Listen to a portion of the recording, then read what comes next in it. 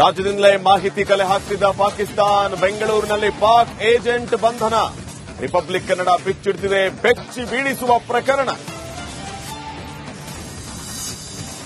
ಬೆಲೆ ಏರಿಕೆ ಮತ್ತೆ ಕರೆಂಟ್ ಶಾಕ್, ಪ್ರತಿ ಯೂನಿಟ್ಗೆ 36 ಪೈಸೆ ಹೆಚ್ಚಿಸಿ ಆದೇಶ.